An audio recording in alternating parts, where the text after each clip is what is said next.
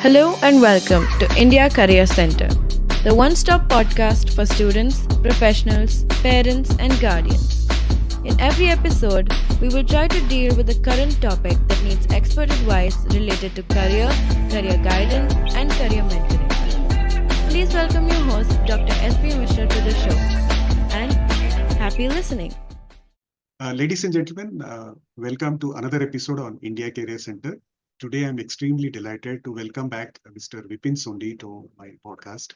About a year back, I had the pleasure of hosting him, and we are doing one more episode today to talk about how India can do well in terms of evolving as a product nation.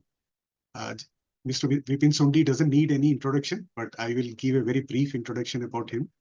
So Mr. Vipin Sondhi is a seasoned leader in manufacturing and engineering sector with over almost 4 decades of experience, stellar academic background from IIM Ahmedabad and IIT Delhi. He has spearheaded some of the best brands in the industry like JCB, Ashok Leyland, and before that, of course, he has been leading in other organizations like Tecumseh India. He has worked in Tata Steel, Sriram Honda, and so on and so forth. And he has been recognized with numerous accolades for his leadership and excellence. His contribution extends beyond industry as he actively participates in various national councils and charitable organizations. With those words, I welcome Mr. Sundi for the conversation today. Sir, it's a great pleasure to welcome you back again on the conversation, and thank you for your time today. Great pleasure, SP, to be back, and always good to be speaking with you. Thank you, sir. Sir, while preparation for the particular episode, I was trying to find out about what is our current status in terms of exports in 2024. And the number I get is it's approximately about 650 billion US dollars for the year 2024. And broadly, it is divided into two parts. One part is the merchandise, which includes the made in India products, the products which are made and exported, and other products also like the agriculture output and so on and so forth. So that is roughly about 325 billion US dollars. And the balance around 280 is the services exports which happened in 2024. And the context of discussion today is to talk about how India can actually progress as a nation, which is focused on products. And I got motivated about this particular topic after reading your article in one of the leading newspapers a few months back, and that's how I thought of reaching out to you. And so, as a opening remark, so tell us your view about how India can actually take this initiative of focusing and becoming a more of a product nation, and what are the various inputs which, as a nation, we should be taking care. SP, thanks a lot. No, it's a great question. And for those of us who've been involved in manufacturing, the word product nation really is different because actually, unfortunately, in India, manufacturing equals shop floor. And manufacturing doesn't mean shop floor. It means R&D, it means branding, it means design, etc. And therefore, the need to kind of redefine it as product. And therefore, let's become a product nation so that the definition itself is all-encompassing. That's extremely important. Now, the Prime Minister himself has been talking about make in India. And again, the definition then becomes manufacture in India. But then in the Independence Day, in the recent Independence Day address, or maybe the year before that, he talked of design for India, design for the world. So this is in addition to his call for a sustained focus of India becoming a global manufacturing hub. And a product nation, therefore, is, let's say, a series of companies that would focus on research and development, concept creation, through branding, distribution, after-sales service, and of course, the physical part, which is the manufacturing process itself. Now, this is best explained, and since you referred to the article and I'd seen the smile curve of a gentleman called Stan Shi, who's the head of Acer in Taiwan, who in the early 1990s was, let's say, an outsourcing hub for IBM and Compaq, only to manufacture in the traditional sense of producing goods through a particular process. But what he found was that these big companies continued to gain recognition. Their brand was what was recognized in the market, and his wasn't. And therefore, he decided to invest both backwards as well as forwards. That means in research, in innovation, forwards in terms of branding, distribution, service, etc. His company, Acer, then now needs no introduction. And what he then created was what was called the smile curve. It's really what he plots is really to look at higher value added of the product in the ends of the smile curve, with the physical manufacturing being at its lowest point. In terms of value addition, now that doesn't mean for a country like India, we don't have to do the physical manufacture. That is an integral part of it. We have to create jobs for our people. We have to create let's say, indirect jobs. For every manufacturing job, perhaps 7 indirect jobs get created. But we mustn't lose track of the fact that we've got to invest in R&D and innovation, that we've got to create brands which go overseas as well, that we've got to ensure that product support or service through a distribution network will be the way that we can reach the customer. And the customer pays much more for that than the physical product itself. So that was this whole concept that it's important for us to develop product companies which together, when taken together, create a product nation. Now, that's as far as manufactured goods are concerned. The same applies to services as well. And we won't get into that because that's not an area of my expertise. But the Microsofts and Googles, etc., have products. How many of our software products are known around the world?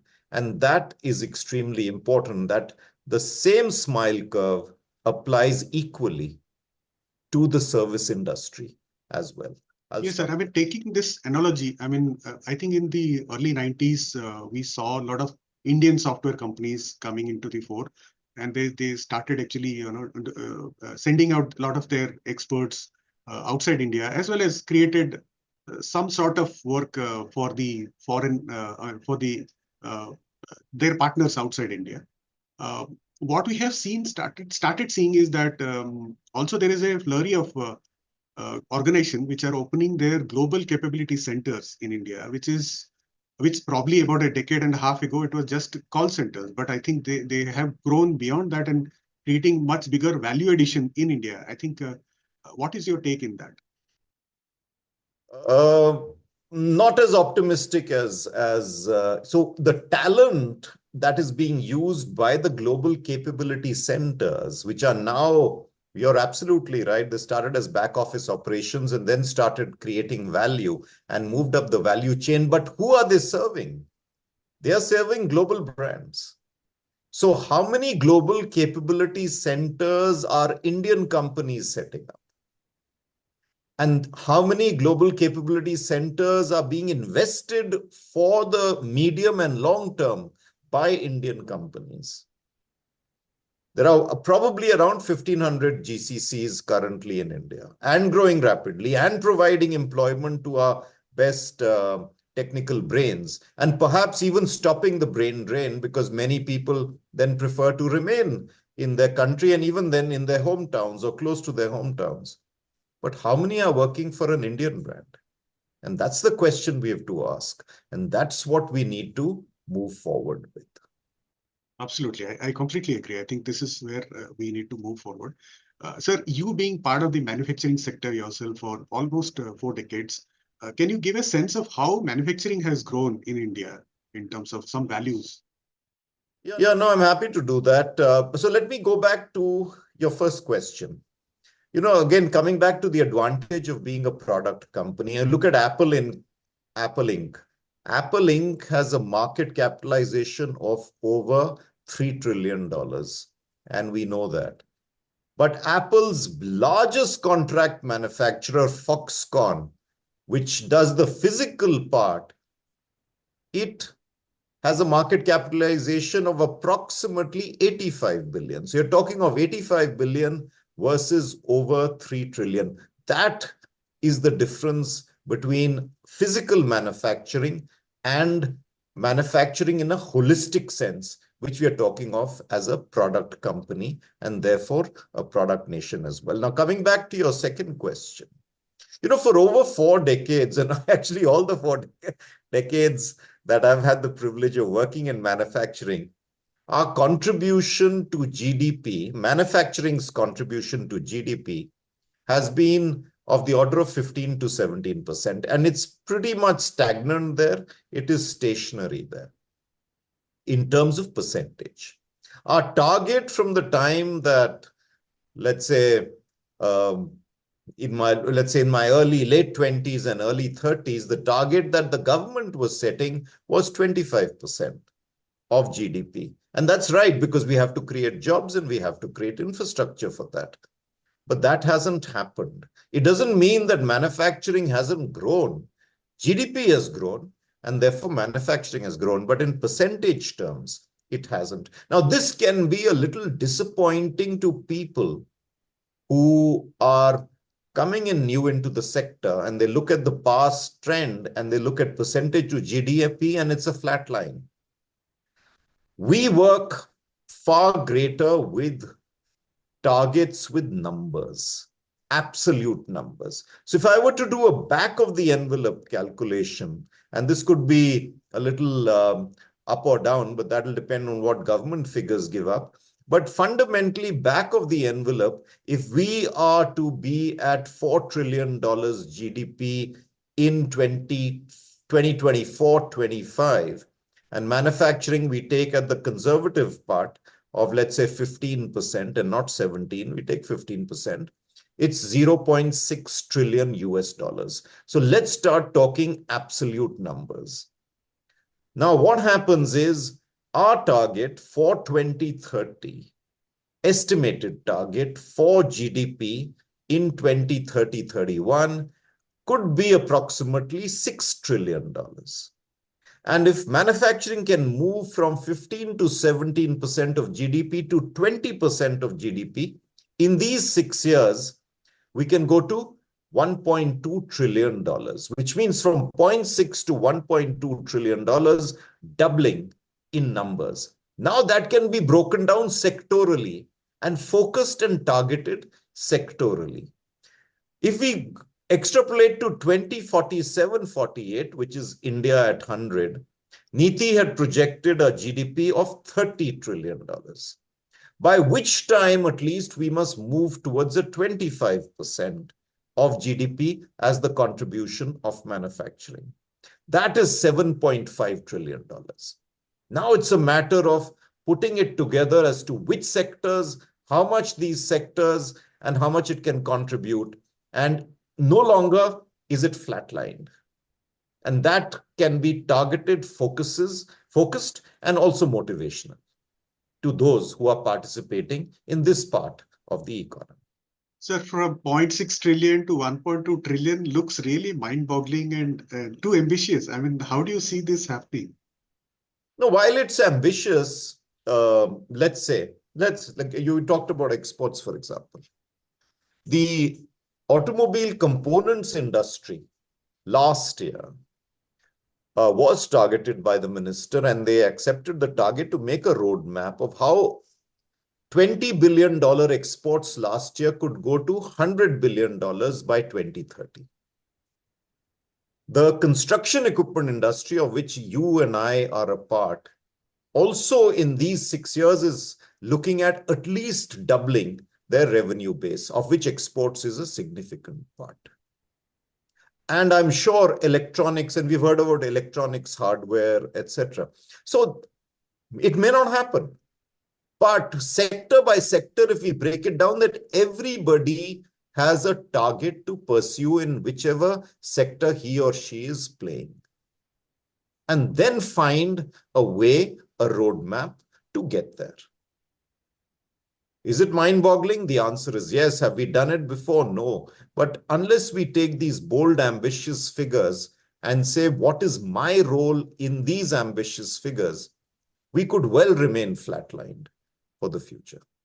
I agree. I think we need to have some target. And I believe India as a nation, through various initiatives, we are trying our roadmaps also. But so can you give us a sense, as you see things from CII perspective also, which is more like a organization which is actually like the conduit between the real industry as well as the government and the policymakers.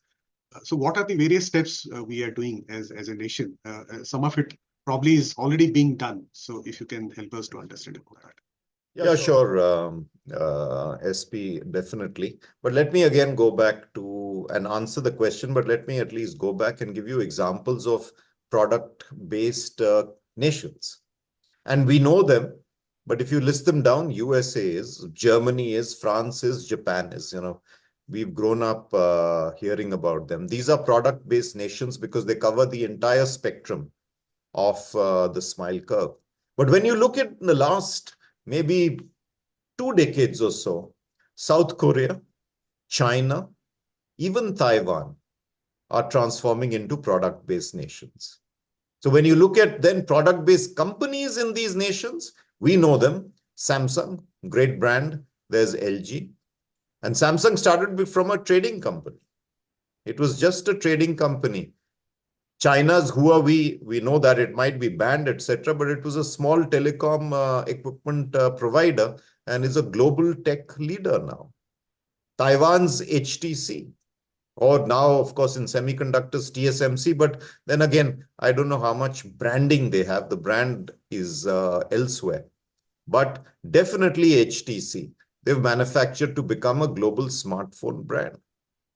So there are many examples that exist. Nike, Adidas, H&M. They source their manufacturing, which is the physical part, but the branding, the designing, the distribution, the outlets, that's all part of what these apparel companies and footwear companies go around with all around the world. Okay, so coming to your question as to what has India done, which is, let's say, in the last 10, 14 years, India done. Make in India has become a very important part of the government's program. And in this budget, just let's say 2 or 3 weeks ago, a national manufacturing mission has been announced. What the contours are, we don't know, but there's certainly a recognition of that. Now, Make in India, when it was announced, I think in 2014, it essentially spoke about establishing India as a global manufacturing hub. Again, target of 25% to GDP contribution of manufacturing and 100 million new jobs. Now, that's very important. It's important to define how many jobs is each company, each sector, and therefore the nation creating, and therefore what are the skills required for that. Then, of the recent past, no rocket science there, there's the PLI scheme. While it's called production-linked scheme, it's really a sales-linked scheme. It's only if you sell do you get that additional benefit. But 14 key sectors have been identified, and it's succeeded in some sectors, perhaps not yet in other sectors. But it's in a way to incentivize, to keep selling so that you can keep producing. Then you have a focus on deep tech and emphasis on semiconductors, where a massive amount of incentive is being given for trying to capture the entire value chain, from design through to chips, and then coming to packaging and marketing as well. And there is a lot of interest over there. There is a quantum mission that's been launched as well.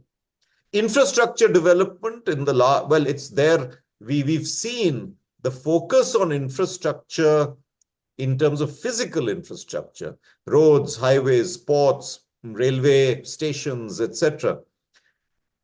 The government has enhanced public spending virtually in every budget, not by 5 or 7%, but sometimes by 30, 35%.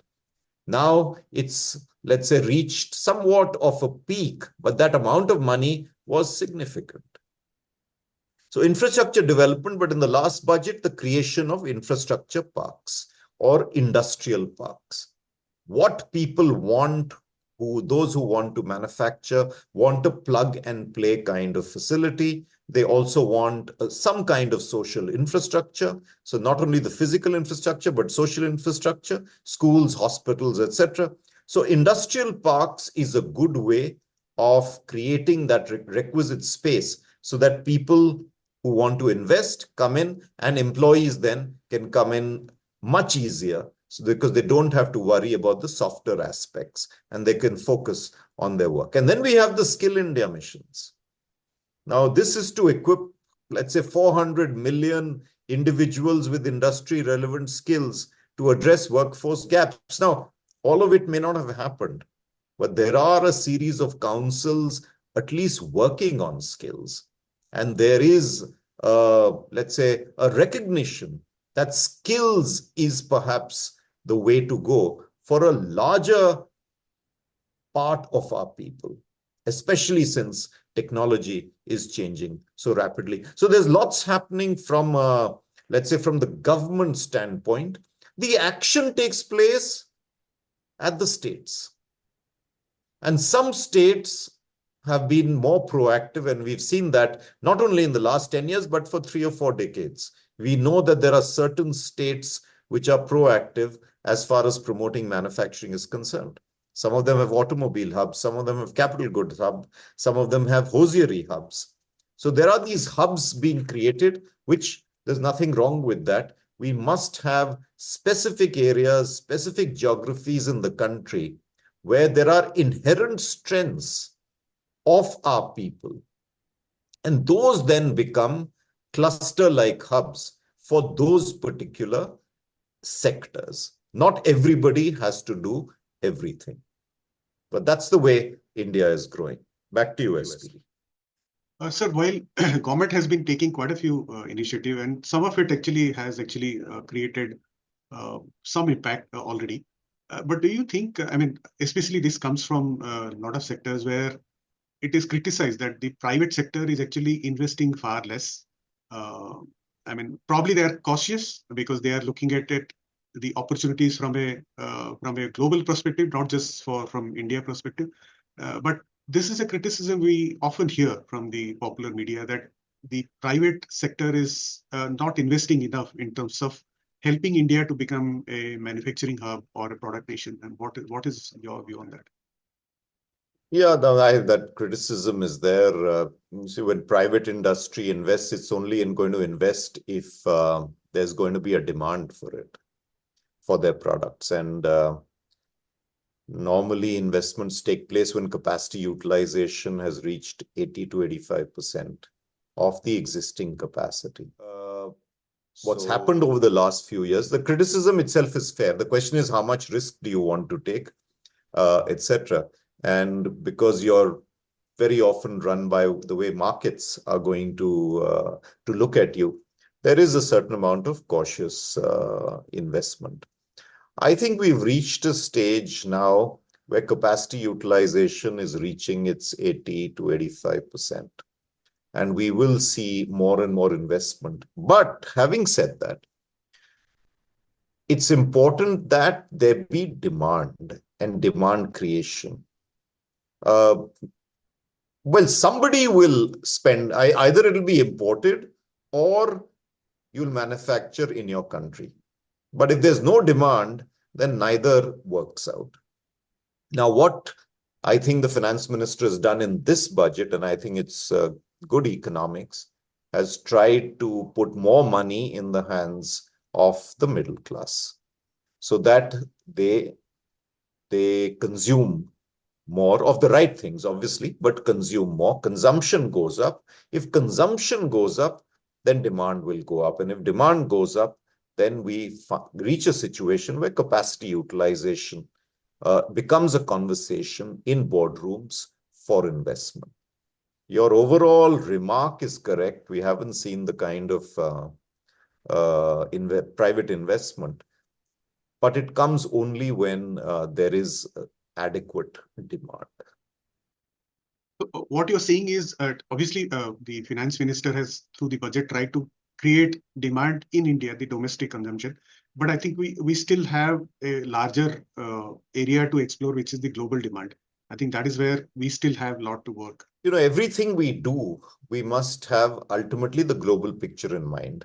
So, we've always been a votary that have a strong domestic base and use that strong domestic base to go overseas. But for a strong domestic base, often we didn't have products that were of global capacity, capability, and quality. It is extremely important that whatever we see, we design for global quality, we manufacture for global quality, we set up processes for global quality, we subscribe to international standards of accreditation and approval. And then once we have that product in position, we can then start creating an infrastructure and a branding overseas. But at no stage can our plan be as you say, for the domestic market, and later on try and modify that product plan for an overseas market. The way we've, SP, you and I have experienced it, we create a frugal platform of a product, but we build on that product based on the specifications that different markets in India and around the world require, so that your basic platform is globally competitive. Absolutely. Sir, going back to one of your earlier answer about the skill development. Skill development is one big key area where government has taken quite a few initiatives. But since you have been now also part of a lot of councils and so on and so forth, and there's a lot of focus on skill development, do you think that we have an opportunity where actually the skill development and the academia have a much larger role to play actually in terms of addressing those skill development right from the education, rather than depending on the additional skill development which anyway is required? But then can we do much better if we do something at the core education level? Yeah, so first, I think from a positive sense, the NEP 2020, which came out in 2020 and has celebrated 4 years now, I think it factors in some of the things that you've spoken about. One is it definitely factors in to move away from rote learning and trying to enhance your learnability, where you're curious, you're imagining, and you're working towards, let's say, applying your own mind. Having said that, the skills themselves really start getting, after the basic education, you can either go on for more of education and hopefully align to an outcome at the end of the day, or you start acquiring skills with your hands. Which is through the ITIs and other, development mechanisms that you have, so that you're job ready. What we had over the years was that we had to recruit people and then make them job ready, both from academic institutions as well as from the local ITIs as well. The curriculum of, let's say, the ITIs, to an extent, is being more patterned for the local industry in which that ITI is this thing. So if you're a textile hub, then there's more point in developing skills which are good for, let's say, textile companies. And similar, if it's automobiles, and so forth, etc. Tourism, then it should be for tourism. But having said it, I think there's a great effort going on. The outcome perhaps has not been as significant. Because when we talk of numbers, it's not small numbers. We talk of 400, 500 million people from all strata, different backgrounds, etc., etc. So scaling up is extremely important. And fortunately, today, technology has enabled us to scale up. And I think that advantage is being taken. We've got a lot of young entrepreneurs who are creating packages for a variety of skills or learning for young people that you can apply. But at the end of the day, there has to be a mechanism which, in many ways, is being created, a physical infrastructure, so that you can actually use your hands to be able to see how that skill move forwards. A lot of work to be done, a heck of a lot of work to be done based on the kind of scale that we guys talk about. Industry has a big role to play, obviously. Academia has a role to play. Government has a role to play, and each one has to play their part of the role. Yeah, I agree. I think NEP 2020 is definitely a good start point, but I guess as you rightly pointed out, the implementation is the big area of hurdle. I think that is where the problem is, and also we still continue to see the government, the academia, and the industry in three different silos, unfortunately, even today. And probably one more revolution, just like the NEP. I mean, at least the NEP background has been created, and on the implementation part, I guess we need some push, and definitely it cannot happen in single silos. It has to combine all these three silos together to bring some solution. No, absolutely. I completely agree with you. We've grown up in silos. These silos are, we are finding our way around it. So it's not that nothing's happening. The question is it revolutionary? It isn't as revolutionary as we might have wanted. But let me take one example. The Anusandhan National Research Foundation. So at least there is a recognition now that innovation has to be in the forefront for any country, any company, any sector to be able to flourish at the rate at which change is taking place. So the government has announced, has set up, there is now a CEO for the Anusandhan National Research Foundation, the AINRF. This is under the Department of Science and Technology. And what it does is it encourages collaboration between scientists in India, scientists overseas. It also encourages private and public sector entities to invest in the foundation's activities. So we hope this takes off because there's a lot riding on it. But again, it's like a mission mode that the government recognizes and say, let's go on a mission mode on research and innovation. And then hopefully there will be a critical mass of people, companies, public, private, government coming together. And silo creation, therefore, will be at least minimized, if not taken away altogether. But I just wanted to come to one or two things. You know, it's amazing, and I've written about it, that there are certain core technologies that we as a country must have. Now, if you look at capital goods, to manufacture those capital goods, there are certain technologies that we don't have.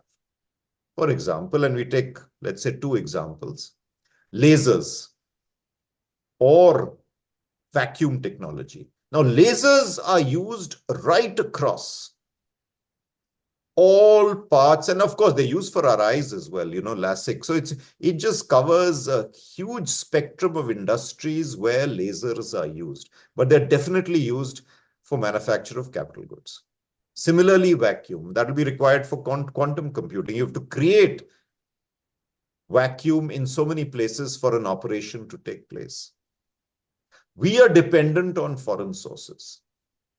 Now, if for whatever reason, geopolitically, there is a challenge, then your base technology, which is the core technology, if that doesn't get fed to you, it becomes very difficult to move forward. So therefore, perhaps it's be a good idea to audit what are the core technologies and what are the gaps.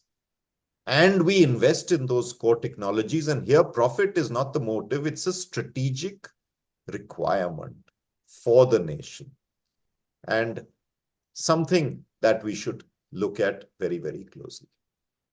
So going back again to the topic, so we have seen so far what are the initiatives which government is taking in terms of making sure that we are moving in the direction of becoming a product nation.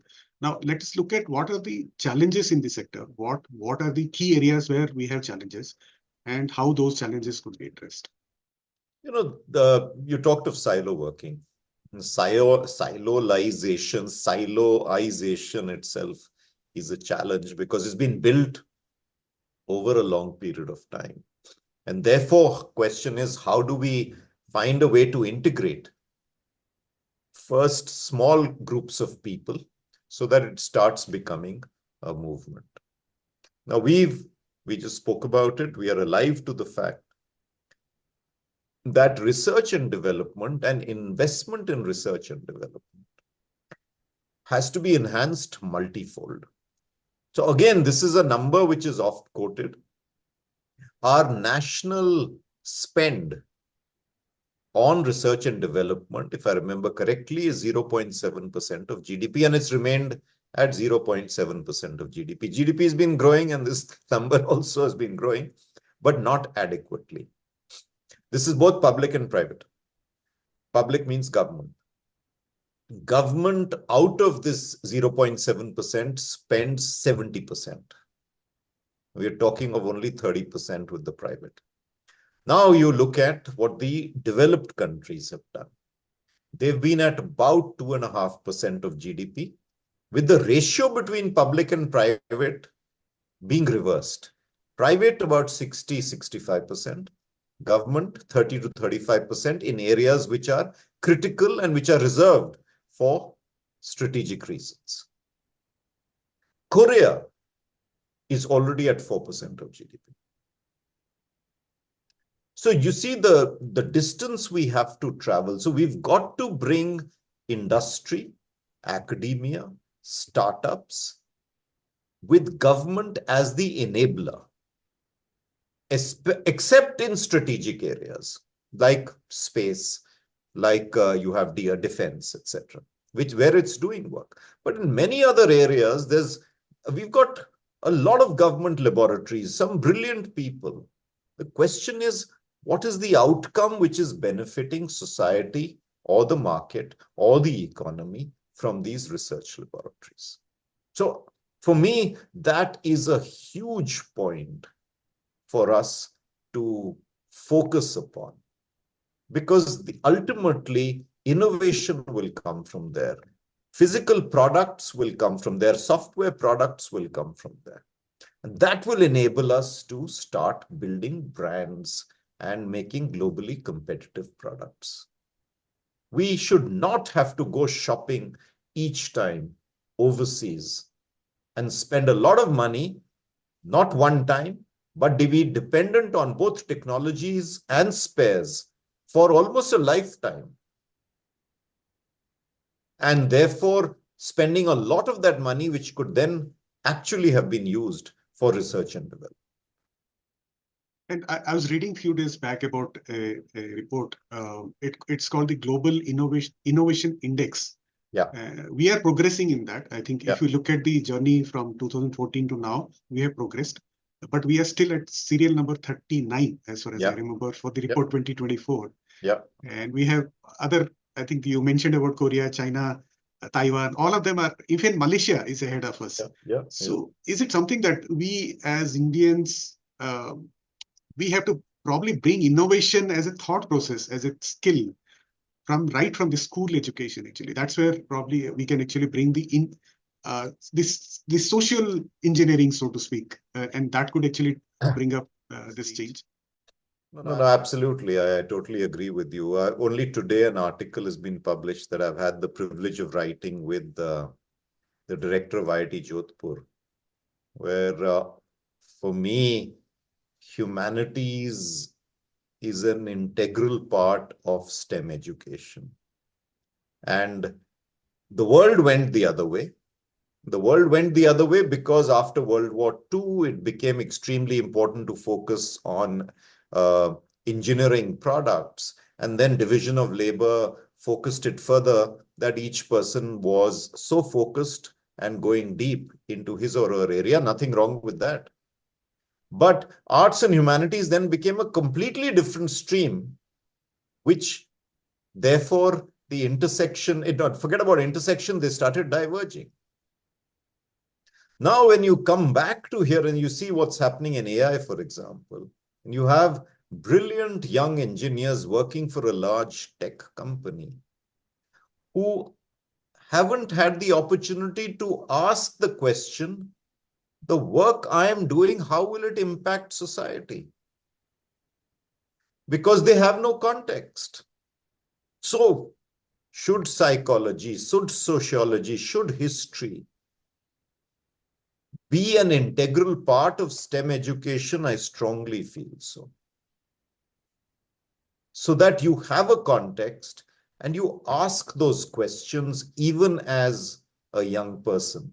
Now, that also then brings in imagination. It brings in context. It brings in critical thinking. It brings in ethical judgment. And the intersection of all of this is where innovation will take place. It also brings us to the fact that within engineering disciplines, I did mechanical SP. I don't know, what discipline did you do? The mechanical, sir. So we both did mechanical. The innovation in mechanical, electrical, chemical, etc., largely incremental. But at the intersection is where innovation is going to take place. The interdisciplinary importance in education is what is going to bring about innovation. And therefore, we need to go back again. Hopefully, there'll be an NEP 2020 something, which will bring in greater focus. And we must give respect in our IITs, etc., which, to tell you the truth, we didn't even, I'm guilty of that in the early 80s, etc. That how much respect did we give to our humanities teachers in our engineering institutions? They must get the same respect, because without that arm being equally strong as the STEM arm, innovation will not take place. Ethically, how are you going to decide if you don't know the social context, historical context? Psychologically, if you don't know your customer or you don't know the person on the street, how are you going to design products for him or her? You take the example of, let's say, a prosthetic limb. Just the other day, somebody was mentioning purely engineering design, and they found that it doesn't work. Because where are the people who are the experts, including the amputee himself or herself, as part of the design process? These are not engineering solutions. These are human solutions. So the moment it's a human solution, all aspects of, or all disciplines relevant to that human solution need to come together.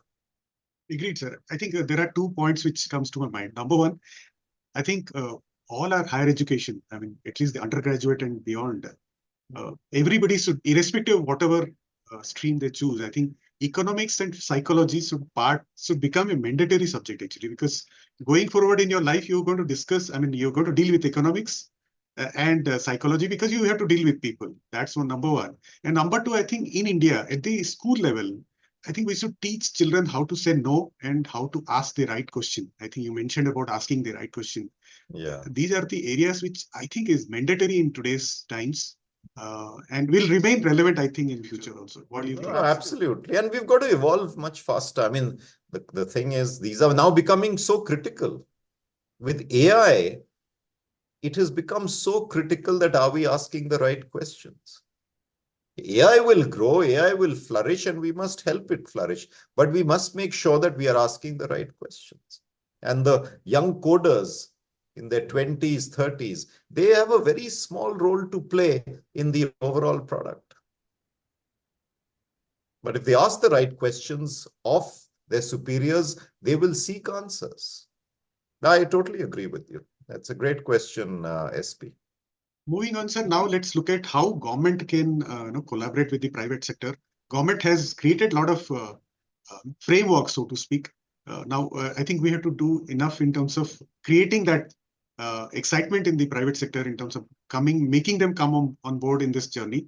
So what are the various things which government and private sector can collaborate together to do the changes? I think government's doing enough. Yeah. I really think government's role is of an enabler. They are trying to push hard. They are investing. They're moving, coming up with ideas. We talked of the ANRF. We've looked at the hydrogen mission. There is the quantum mission.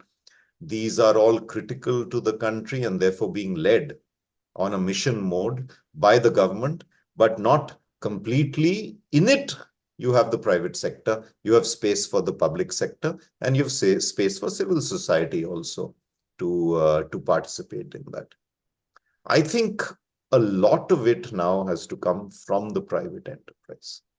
A lot of spending on research. I must find it worthwhile to do research, otherwise I will not. Now, the question is, research takes time to pay back. You've got to invest in, if it's 2.5% of your own company's turnover, that's the only way it'll all add up. We are, in most of the companies, it's 1% or less, except in companies where there is a disruption taking place. Automobile has gone up because there's a regulatory disruption. So it's a survival mode. But this must be part of our daily lives.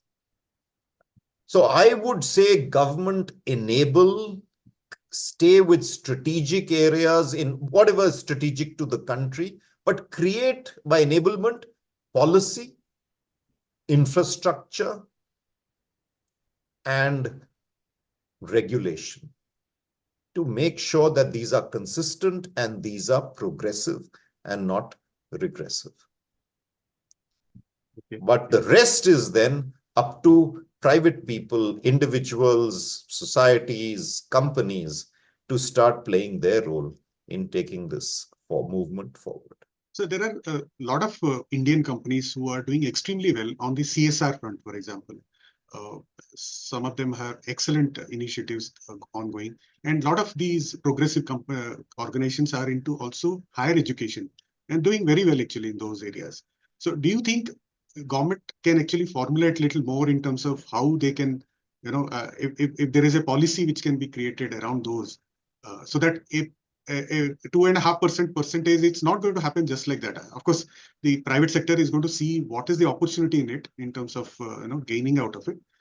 But as a policy, if we start making certain percentage as a commitment towards investment towards R&D, will that help? I know it might actually sound as if government is trying to police what the private sector has to do, but I guess as a start point. SPI, I disagree. Absolutely, we should not mandate it. The market must drive it. Government, again, I'm saying at the cost of repetition, should be an enabler and not a policeman, except in law and order and areas related to that.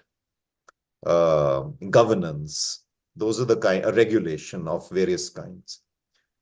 The question then is, how do you create competition where you're forced then to do the right things? And that balance is extremely important because you do want competition to flourish, but at the same time, you want to make sure that it's not unfair competition that your own companies in your own country start getting demolished. It's never an easy balance. Having said that, I think that's so, for me, ease of doing business ultimately and the cost of doing business, that's the focus of the government. And government means what? We look at central government. The action is in the states. Land acquisition it's a concurrent subject, but a lot of acquisition in the state, electricity, water, roads, skills, education, a lot of it is run by the government. So that pipeline and enablement is what is important, and that's the role of the government, and they can focus on that. Then it becomes easier to do business. You look at the MSMEs. I mean, we've been talking about them being an industrial backbone, but they survive. I mean, hats off to them very often for even surviving the local, let's say the local ecosystem that exists, which sometimes harasses them or often harasses them. What we need to do is to make it easier for them to do business and try and provide them with the wherewithal to be able to invest and do their business in a very, let's say, positive, easy environment. Costs, yeah, logistics costs were very high. They're coming down through the creation of infrastructure. But there are other costs of doing business, which are, let's say, because of cross subsidies. We look at railways, for example. On goods, there's a cross subsidy. You have to gradually move out of this. I think the movement is there in the right direction. It takes a large amount of effort in a federal state. But if each state, and many states are trying to do that, I think they're some are more progressive than the others. And the governance within them as well. The more stability in a state, from a political standpoint, the chances are decision-making will be faster, decision-making will be better. Healthy competition is also now coming up. I mean, states are vying for businesses to invest.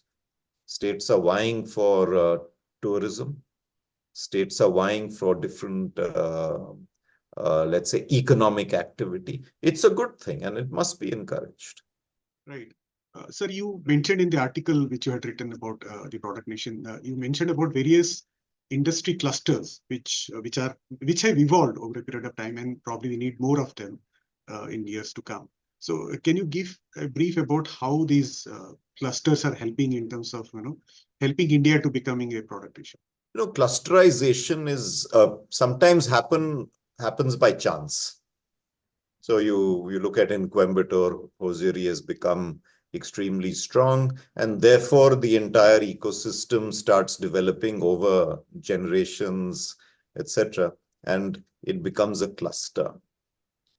But you look at the newer clusters, and those which I'm more familiar with is if you take the automotive cluster, and these clusters we know have formed around Chennai, have formed around Pune, have formed around Gurugram, because the OEMs there took leadership to then gradually the ecosystem developed. The ancillaries came in, the ancillaries then created sub-ancillaries, etc., etc. Pharmaceuticals, Hyderabad and Pune. Electronics, so Chennai and Bengaluru. And then you have now the new ones, which are space and defense, perhaps in Bengaluru and also at Hyderabad, amongst others. Now, how do these clusters help? Is that the whole chain becomes far more efficient. New product development, where you involve your clusters at a very early stage of your development process because they're physically close to you. So not always can it be physically close, but the closer the physical proximity, the chances are you will be able to engage much faster. You'll be able to change. If market changes, you can change much faster. But what we need over there is academic institutions and skill centers. If we can get academic institutions of higher learning, so I'm not talking of primary or secondary education, but tertiary education, then you start making your curricula, which is focused for that specific cluster from an education standpoint, as well as from a skill standpoint. And if they can all be housed within a particular geography, then the efficiency of that cluster in terms of outcomes and ability to navigate and adapt and change becomes much faster. much better. So now let's look at some of the good examples. I think we've been seeing what is not there, but I think let's look at what are the positives which we can draw from the Indian companies who have actually transitioned to becoming the product companies. And there are quite a few examples, but through your lens, if we look at some of the examples. Yeah, but being from the automobile and construction industry, you and I are from there. I think both the Tatas and the Mahindras, Tata Motors and Mahindras, have responded extremely well to, one, the change in the automobile sector in terms of aspirations, but also in terms of the sheer, let's say, regulatory force of moving from IC engines to an electric vehicle. But if you look at the design, I think we can be proud of the design. We can be proud of the specifications. We can be proud of the look, the feel, the touch. We can also be proud of the performance. And then maybe we are not the best yet in terms of service, but technology is helping us get there. The kind of apps you have in use today, you get real-time information. But a lot of the diagnostic, of course, is in the vehicle itself. I'm sure other sectors are doing well. Pharma, we hear so many good things about what Dr. Reddy's is doing or Biocon is doing, and there are so many other pharma companies, but I don't know enough about them to be able to comment. But there are definitely some sectors that have taken the lead in terms of moving and transitioning to becoming product companies. And I hope more and more of our software companies are also seen to be creating products the way the Googles and the Microsofts and some of the others have been able to create. We're moving in that direction, and I'm sure it will happen. While electronic hardware is going forward, but we've got to create products which have an Indian brand name on them. And maybe that is a journey that we will also go through in electronics. Okay, now let's look at what are the importance of developing globally recognized brands. What are the key factors which are important in terms of creating those global brands? Got to have the vision to do it and the desire to do it. Now, you can do it from scratch, or you can do it through an acquisition and then build on that acquisition. But a brand is only as strong as the product, physical or soft product behind that brand. And then it has to have repeatability, consistency. Day after day after day, you have to give what you've said you will give, but you've also got to innovate so that changing markets and expectations are also met with. So there has to be a huge amount of innovation there. You've got to design for service so that will there be problems in a mechanical or electronic product? The answer is yes. But the recovery is what the customer appreciates, and is the recovery which will bring you the loyalty. So distribution, quality of that distribution will bring, after all, the distribution is your extension. You may not own that distribution, but that distribution is your company's extension. Similarly, the supply chain is, you're only as strong as your supply chain is. So investment both in the supply chain as well as in the distribution is the responsibility of the mother company.